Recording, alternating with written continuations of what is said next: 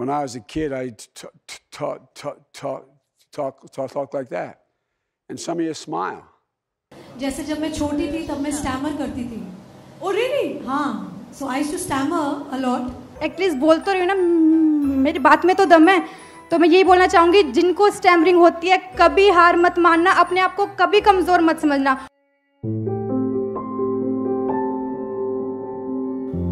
Hello, मेरा नाम मोहन डांड है और मैं एक स्पीच थेरेपिस्ट हूँ और आज मैं आपको बताऊँगा एक ऐसे विषय के बारे में जिसे आप अक्सर देखते हैं और सुनते भी हैं, जिसे हम स्टैमरिंग बोलते हैं और हिंदी में उसे हम हकलाना बोलते हैं, जो एक ऐसी सामाजिक बुराई की तरह लोग उसे देखते हैं और कैसे मैंने उस चीज़ को फेस किया। तो इसके बारे में हम आगे बात करेंगे और कैसे मैंने इस चीज़ को ओवरकम किया और मुझे किस किस कठिनाइयों से गुजरना पड़ा, आज हम इसके बारे में बात करेंगे। तो मुझे याद है वो पल, मैं अपने दोस्तों के बीच खड़ा था और हम सभी अपनी अपनी बातें एक्सप्रेस कर रहे थे और जब मेरी अपने एक्सप्रेस करने की मेरी बारी आई तो मैं एकदम स्टक हो गया। जो मैं बोलना चाहता था वो मैं बोल नहीं पाया और मुझे इतना इन्फीरियर कॉम्प्लेक्स हुआ कि एकदम मैं डिप्रेशन में चला गया। और मेरे दोस्त वो मेरा बहुत उन्होंने मजाक उड़ाया और मेरे ऐसे ऐसे नाम डाल दिए कि ये हकला है, ये तोतला है और ऐसे बहुत नाम जो मैं भी आपको स्क्रीन के सामने नहीं बोल सकता। और ऐसे मेरा ये दर्द भरी कहानी मेरी शुरू हुई। उसके बाद फिर मैंने अपने घर वालों को बोला, मम्मा मुझे प्रॉब्लम है, मैं अपने अच्छे से बोल नहीं पाता। और जैसे कि मैं मिडिल क्लास फैमिली से हूँ तो बोलते हैं कोई बात नहीं, ये प्रॉब्लम कुछ खास नहीं है, जब तू बड़ा हो जाएगा तो ये प्रॉब्लम अपने आप ठीक हो जाएगी। तो मैं भी कन्विंस हो गया, ठीक है अपने आप होगी। बट हुआ इसके ओपोजिट। वो जो हमारे समाज में देसी टोटके होते हैं मैंने वो भी किए। मेरी फैमिली में मुझे बोला कि आप ऐसे करो, अपनी नानी माँ से बादाम मंगवा के खा लो, तुम ठीक हो जाओगे, तुम ये टोटका कर लो, ठीक हो जाओगे। मैंने सब कुछ ट्राई किया, बहुत कुछ किया, पर मुझे कुछ भी प्राप्त नहीं हुआ और मैं एकदम निराश हो गया और एकदम अकेला अपने आप में गुमसुम रहने लगा।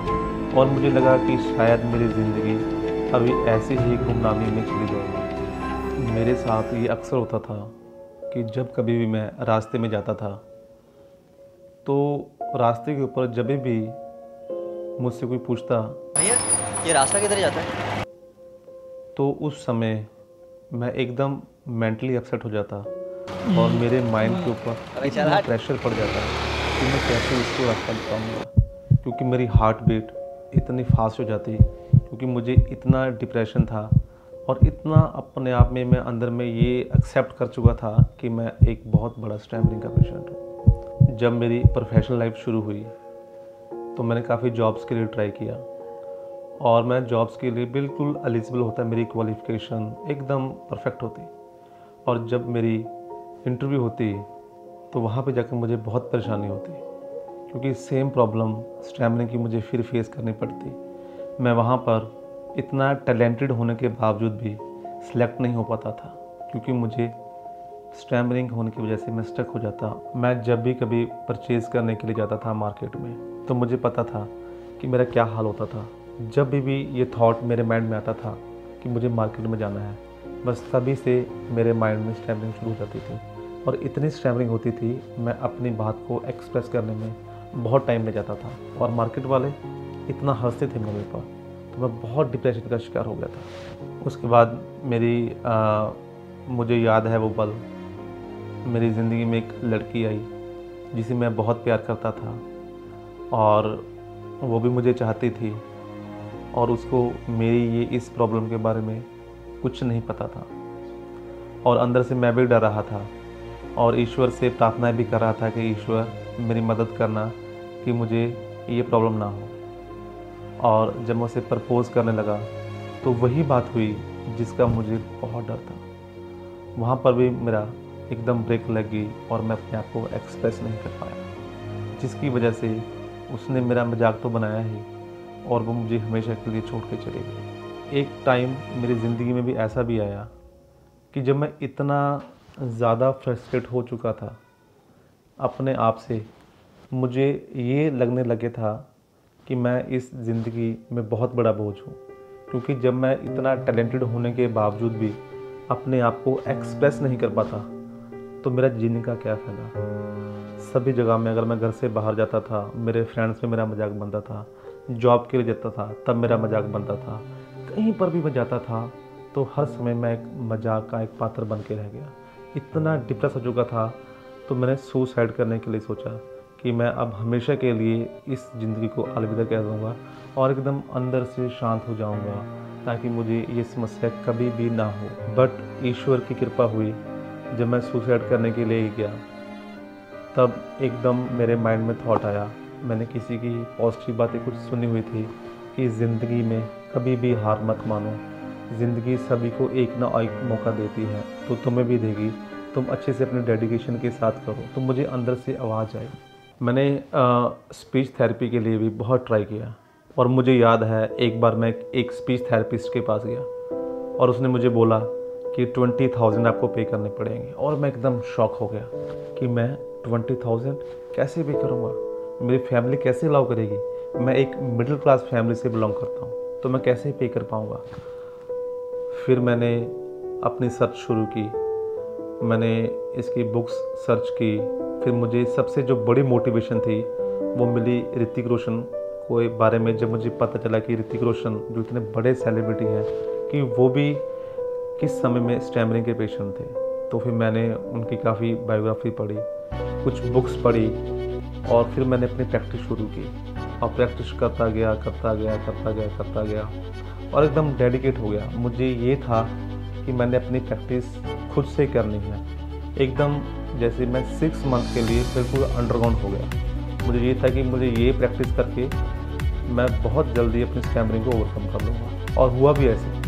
और मैं तकरीबन 15-20 दिन 21 दिन में मुझे थोड़ा सा अच्छा लगना शुरू हो गया और फिर मैंने और डेडिकेशन के साथ इसको अच्छे से किया और डे बाय डे मुझ में इम्प्रूवमेंट आती गई और मैं प्रॉपर टेक्निक फॉलो करता गया और विदिन 6 मंथ मैं इस स्टैमरिंग की प्रॉब्लम से 100% क्योर हो गया। तो आज मैं बहुत सारे लोगों को स्पीच थेरेपी देता हूँ और 100 ऑफ पीपल स्पीच थेरेपी ले चुके हैं और ठीक भी हो चुके हैं। ये मेरा मिशन है कि पूरे इंडिया को, पूरे वर्ल्ड को स्टैमरिंग से मुक्त करना है। ये एक ऐसी बीमारी है जिसे जो इंसान इसे सफ़र करता है उसको ही पता होता है कि वो किस चीज़ से फेस कर रहा है। बट मैं एक रिक्वेस्ट करूँगा हमारी सोसाइटी से भी, आप प्लीज़ जो लोग इस चीज़ से सफ़र कर रहे हैं आप उसका मजाक मत बनाइए और आप सपोर्ट कीजिए आप उन्हें, ताकि वो इस चीज़ से ओवरकम कर सकें और अपने आप को वो नॉर्मल इंसान समझ सकें। क्योंकि हमारे वर्ल्ड में एक सर्वे हुआ था, all over the world 1% people stammering करते हैं। तो हम जैसे वो इंसान हैं तो हमें भी ये प्रॉब्लम हो सकती है और हमें ऐसी बहुत सारी प्रॉब्लम होती है, वो हम सबको पता है। तो हमें इंसान होने के नाते सभी का दर्द समझना चाहिए। तो बस मेरा मिशन यही है कि जो कोई भी ये वीडियो देख रहा हो, चाहे वो स्टैमरिंग का पेशेंट हो चाहे ना हो, वो एक डेडिकेशन के साथ इस चीज़ को समझ पाए कि एक्चुअली में स्टैमरिंग होती क्या है और इससे हम ओवरकम कैसे कर सकते हैं। और जो स्टैमरिंग से सफ़र कर रहे हैं आपको घबराने की कोई बात नहीं, क्योंकि जो बाइडेन जो अभी करंट अमेरिका के राष्ट्रपति हैं, ऋतिक रोशन जो बॉलीवुड के बहुत बड़े सेलिब्रिटी हैं, सिमिला रेड्डी और ऐसे बहुत सारे सेलिब्रिटी हैं जिन्होंने अपनी स्टैमरिंग को ओवरकम किया है। आपको पता है कि जो बाइडेन हैं वो आज भी स्टैमरिंग की क्लासेस फ्री में देते हैं। क्यों? क्योंकि उन्हें पता है कि स्टैमरिंग के पेशेंट का दर्द क्या होता है। तो इसीलिए मेरा भी यही मिशन है कि पूरा वर्ल्ड स्टैमरिंग से फ्री हो। बट प्रॉब्लम क्या होती है इस चीज़ से सफ़र करते हैं, क्योंकि हमें सभी को एक इंस्टेंट रिजल्ट चाहिए कि बस मैंने आज यूट्यूब में एक वीडियो देखी और बस उसको 3-4 दिन ट्राई किया और मेरी स्टैमरिंग बस ठीक हो जाए। बट ऐसा नहीं होता। अगर आपको स्टैमरिंग की प्रॉब्लम है तो भाई एक बात अपने माइंड में रखिए कि कम से कम आपको 3 से 6 महीने प्रॉपर ठीक होने में लगते हैं, वो भी तब अगर आपकी डेडिकेशन 100% है, आप एकदम पागल हो चुके हैं स्टैमरिंग को ठीक करने के लिए, तब हमारी स्टैमरिंग की प्रॉब्लम ठीक होती है। क्योंकि मुझे याद है कि मैं 6 मंथ के लिए बिल्कुल अंडरग्राउंड हो गया था, पागलपन था मेरे अंदर कि मुझे स्टैमरिंग से ओवरकम करना है। तो इसीलिए आप घबराइए नहीं, पेशेंस रखिए। और मैं 100 पेशेंट को ठीक कर चुका हूँ by the blessings of God. तो आप भी ठीक हो सकते हैं, बस पेशेंस रखिए। अगर आपको दिक्कत है तो आप हमारे साथ कंसल्ट कर सकते हैं, बट घबराइए नहीं, पेशेंस रखिए और एकदम जो भी प्रैक्टिस आप कर रहे हैं उसे अच्छे से करिए। और स्टैमरिंग 100% क्योरेबल है। ऐसा नहीं है कि आपकी स्टैमरिंग कभी भी ओवरकम नहीं हो सकती, 102% ओवरकम हो सकती है।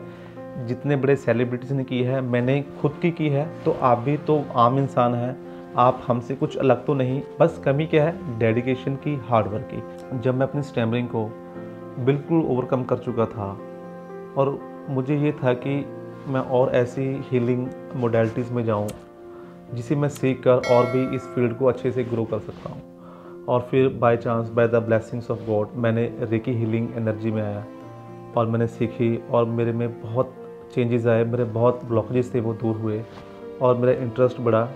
और फिर मैंने इसमें मास्टरशिप की डिग्री की। और रेकी हीलिंग एक ऐसी एनर्जी है जिसका आप कुछ भी हील कर सकते हैं। ये ब्रह्मांड की ऐसी ऊर्जा है, इसको आप अपने, जैसे कि मेरे बॉडी में 7 चक्रास होते हैं, हमारा आभामंडल होता है, हम उसको हीलिंग दे सकते हैं। और कोई भी अपनी इशू है, हम इसके साथ इसे हीलिंग देके ठीक कर सकते हैं। और इसके साथ फिर मैंने साउंड हीलिंग भी सीखी और साउंड हीलिंग सीखने के बाद और भी मैं ग्रो करता गया और मुझे और भी अच्छा लगा।